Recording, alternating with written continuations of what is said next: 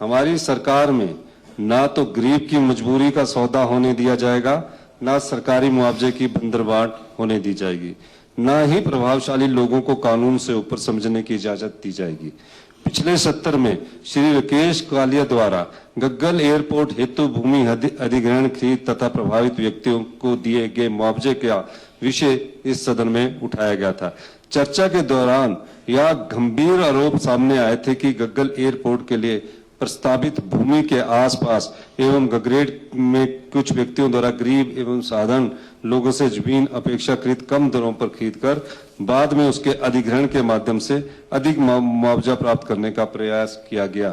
साथ ही यह बात भी उठाई गई कि इन भूमि सौदों में हिमाचल प्रदेश काश्तकारी एवं भूमि सुधार अधिनियम 1972 की धारा 118 तथा अन्य लागू कानून प्रावधानों का विधिवत पालन हुआ अथवा नहीं हुआ।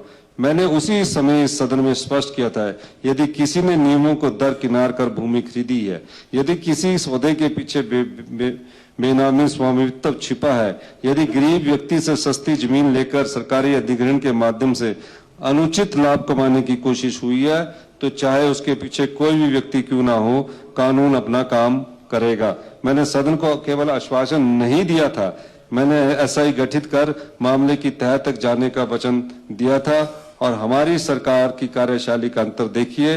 घोषणा 17 फरवरी को हुई और अगले ही दिन 18 फरवरी 2026 को पुलिस महानिदेशक ने आदेश जारी कर टीआईजी धर्मशाला की अध्यक्षता में 4 सदस्यीय स्पेशल इन्वेस्टिगेशन टीम गठित की गई।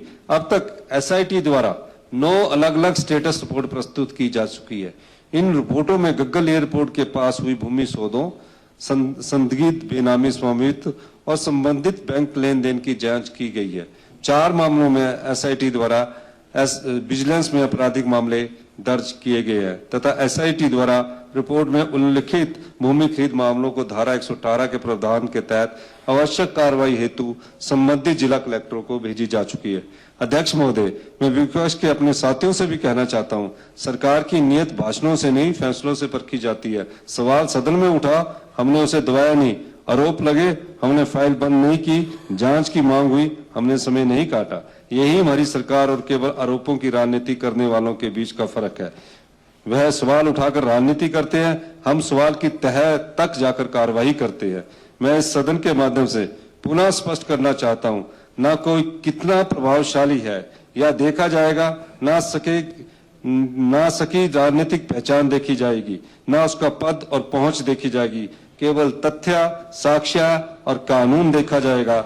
मेरी सरकार गरीब की जमीन की रक्षा भी करेगी, सरकारी धन की रक्षा भी करेगी और हिमाचल के हितों की रक्षा भी करेगी।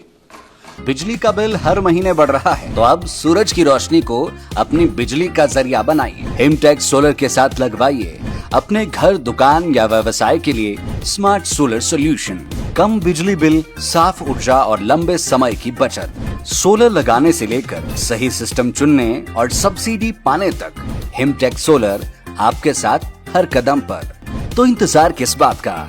आज सूरज की ताकत अपनाइए और अपनी बिजली के खर्च को कम कीजिए। तो देर किस बात की? Hurry up for subsidy benefits and on 31 March 2027।